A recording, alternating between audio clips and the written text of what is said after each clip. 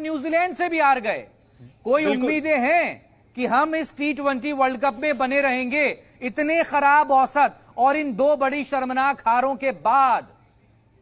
देखिए बिल्कुल मकसूद, देखिए आपको मैं क्लियर बता दूं कि अब कोई उम्मीद नहीं है, क्योंकि देखिए अब जितनी भी टीमें अब आपको खेलनी है, आप बेशक उनसे जीत जाएं, लेकिन एक तरह से आपका लगभग आपका जो है तय हो चुका है टूर्नामेंट से बाहर जाने का। लेकिन बात जब करेंगे इस समय मैच की, तो मैच में आप देख सकते हैं कि मैंने पहले भी बोला कि कोई एक सिंगल परफॉर्मेंस ऐसी इंडिया की तरफ से नहीं हुई है जिसको लेकर के कहा जाए कि हाँ इन्होंने एफर्ट डाला।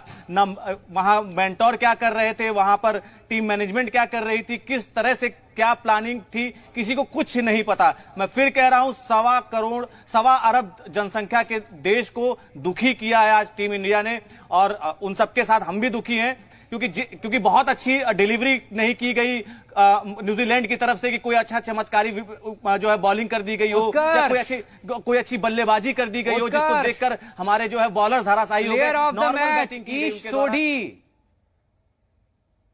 Sodhi player of the match हैं, यानी कि गेंदबाज बहुत कुछ कर सकता था, लेकिन हमारे गेंदबाजों ने नाक कटवा दी है। तो ये सोचिए ना कि हम लोग रविचंद्रन अश्विन को लेके गए, सबसे ज्यादा एक्सपीरियंस नंबर 1 बॉलर, आपने उसको मौका नहीं दिया, आप बेंच पे बैठाए रह गए उसको। मुझे ये निर्णय एकदम समझ में नहीं आया टीम मैनेजमेंट का और विराट कोहली का। और अब विराट कोहली आके कह देंगे कि अरे हमें कोई फर्क नहीं पड़ता, जनता कुछ भी बोलती रहे, कुछ भी कहती रहे। तो बिल्कुल जनाब, आपने वही किया है। उत्कर्ष, क्या सोचा था कि इतनी शर्मनाक हार मिलेगी? हार तो मैंने कभी नहीं सोची थी। पाकिस्तान से शिकस्त पाने के बाद मैंने तो ये सोचा था कि इनको अच्छी खासी ठोकर मिलेगी। होता ना कि एक ठोकर मिलने के बाद अगर आदमी संभल जाए और अपने घमंड को हटा के गेम पे ध्यान दे तो वो ज्यादा अच्छा हो। लेकिन यहाँ मुझे, जैसे प्रतीक ने बोला, कि एक थोड़ा सा भी वो डेडिकेशन नहीं दिखाई दिया किसी भी प्लेयर में, या कुछ नहीं दिखा जिससे ये लगे कि हाँ इन्होंने कोशिश की थी। पिछले बार इन्होंने 50 रन मार के विराट कोहली ने अपना टारगेट पूरा कर लिया कि मैंने 50 मार लिया, अब बाकी हमारी टीम जाए। इस बार तो टीम पूरी की पूरी फिसड्डी रह गई, टीम ने कुछ खेला ही नहीं। हितेन मैंने तो ऐसा सोचा ही नहीं था।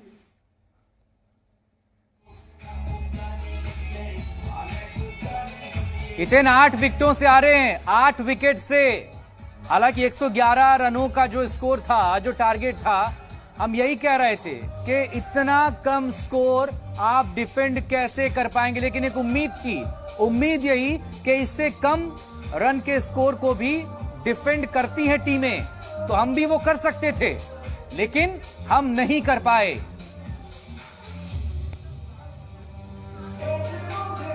बिल्कुल बिल्कुल बिल्कुल, ये एक्सेप्ट करना पड़ेगा विराट कोहली को।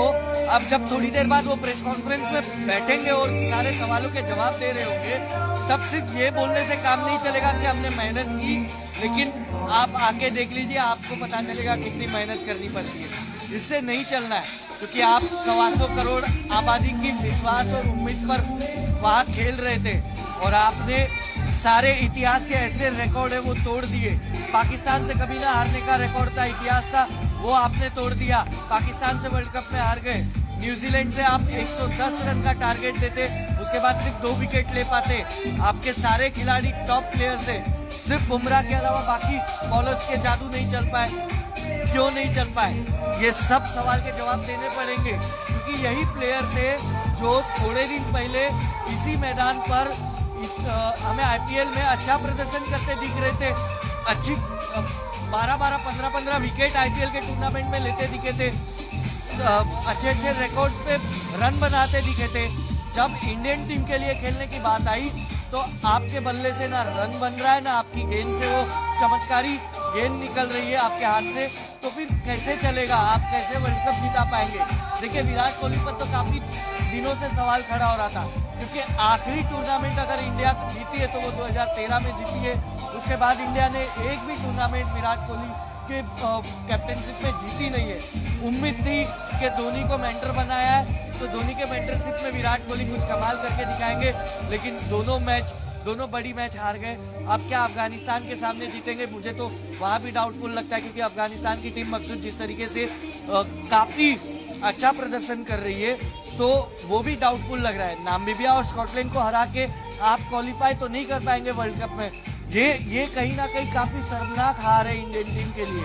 पहली मैच भी शर्मनाक हार थी, दूसरी उससे भी ज्यादा शर्मनाक है, क्योंकि पहली मैच में कम से कम आपने 155 रन तो बनाए थे, दूसरी मैच में आप 110 रन बना रहे। मतलब कर क्या रहे विराट कोहली को अब सारे सवालों के जवाब देने पड़ेंगे। वो कप्तान है और उन्हें ये बताना होगा कि आखिरकार जो प्लेयर्स है इंडियन टीम के, क्योंकि अब सभी खिलाड़ियों का मोरल डाउन हो चुका होगा, तो अगली मैच में उनका मोरल बूस्ट किस तरह से वो करेंगे और उन्हें इसी मैदान में खेलने के लिए वापस वो किस तरह से प्रेरित करेंगे।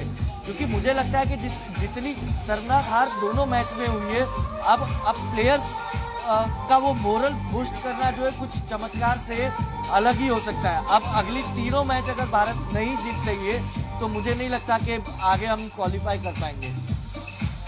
वाकई में ये बहुत बड़ा सवाल है। और न्यूज रूम का रुख करेंगे, क्योंकि प्रतीक के साथ अब विवेक जी भी इस वक्त आ गए हैं। विवेक, तो प्रतीक जरा बात करिए, क्योंकि हम लगातार उम्मीद को लेकर बात कर रहे थे, एक पॉजिटिव नोट पर हम बात कर रहे थे कि ठीक है हम पहले मैच में हारे, लेकिन आज का जो मैच है वो चूंकि करो या मरो का मैच है, आपको ये मैच हर हाल में जीतना होगा।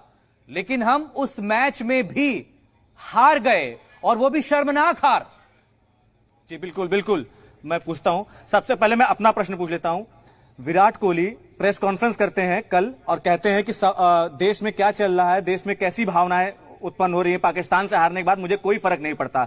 दूसरा प्रश्न, वो ये कहते हैं कि आपने देखा होगा आरसीबी के हारने पर वो रोते हैं, लेकिन यहां भारत को 2-2 हार मिली, वो भी बड़ी हार मिली, एक पोकर फेस लेकर वो फील्ड से वापस जाते हैं, कोई भावनाएं नहीं दिखाते हैं। इस पर आपका क्या रिएक्शन है और इस हार पर आप क्या कहना चाहेंगे? देखिए, व्यक्तिगत तौर पर मैं इस पे कोई कमेंट नहीं करना चाहूंगा कि विराट कोहली क्या सोचते हैं, क्या करते हैं, किस तरीके की बॉडी लैंग्वेज दिखाते हैं। लेकिन हाँ, आज पूरा देश जो है मायूस हुआ है, पूरा देश जो है निराश हुआ है, न सिर्फ विराट कोहली की बॉडी लैंग्वेज को देख करके, बल्कि पूरी टीम इंडिया की बॉडी लैंग्वेज को देख करके। इस टीम में कहीं भी एक विनिंग स्पिरिट जो है वो दिख ही नहीं रही थी। 2007 में जब T20 वर्ल्ड कप की शुरुआत हुई थी, वो पहला वर्ल्ड कप धोनी की कप्तानी में इंडिया ने जीता था। आप देखिए किस किस तरह के आपने स्कोर चेज किए थे, 200 से ऊपर तक का आपने स्कोर चेज किया था, 200 से ऊपर तक के आपने स्कोर बनाए थे। आपने पाकिस्तान का मैच देखा, पाकिस्तान के मैच में टीम इंडिया लग ही नहीं रहा था कि वो टीम इंडिया खेल रही है जो क्रिकेट की दुनिया में सुपर पावर कही जाती है, जिसके आगे पूरे वर्ल्ड में कोई टीम नहीं ठहरती है, चाहे वो पाकिस्तान हो, चाहे ऑस्ट्रेलिया हो, चाहे इंग्लैंड हो, चाहे न्यूजीलैंड हो। आपने हर टीम को धोया है, समय समय पर धोया है।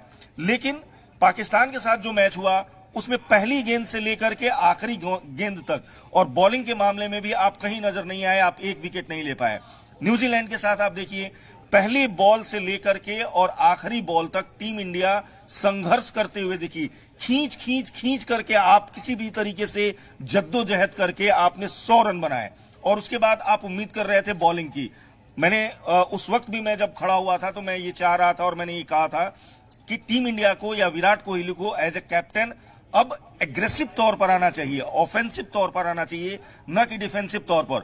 आप सोचिए कि उस वक्त जब पहले वाकई में अगर आपका एक डिपार्टमेंट अगर बेहतर नहीं कर रहा है, यानी कि आप अगर टॉस हार गए हैं और आपको पता है कि आपको पहले बल्लेबाजी करनी होगी, अगर आप बल्लेबाजी करने में चूक रहे हैं, पहले तो आपको टारगेट सेट करना था, वो टारगेट आप सेट नहीं कर पाए, 110 रन ही बना पाए। बाद में गेंदबाजों की तरफ से आपको फौरन बदलाव करने चाहिए थे।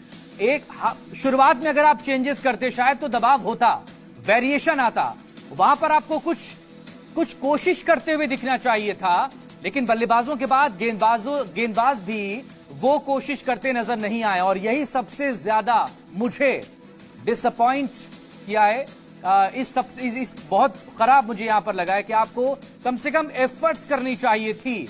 वो जो जद्दोजहद है जो कि एक कप्तान और एक टीम दिखाती है संघर्ष के मोर्चे पर, वो संघर्ष, वो लड़ाई, वो जज्बा, वो जुनून, वो जोश, वो पैशंस कहीं ना कहीं वो गायब नजर आया है, वो स्पिरिट गायब नजर आई है, और ये सबसे ज्यादा डिसअपॉइंटिंग रहा। बहरहाल बहुत शुक्रिया आप सभी लोगों ने बात की, लगातार हम इसको दिखाते रहे अपने दर्शकों को, तमाम मैच के पहलुओं पर बात करते रहे, तमाम कोशिश हमने की अपडेट आप तक पहुंचाने की। और बहुत शुक्रिया आज एक बार फिर से जी हिंदुस्तान को लाइव स्ट्रीमिंग के दौरान यूट्यूब पर हजारों की तादाद में दर्शकों ने देखा है, एक रिकॉर्ड रहा है। इसलिए उन तमाम दर्शकों का एक बार फिर से शुक्रिया। बहुत छोटे से ब्रेक के लिए हम यहां रुकेंगे, लेकिन जी हिंदुस्तान पर खबरें जारी हैं। प्लीज आप हमारे साथ बने रहिएगा। बहुत शुक्रिया।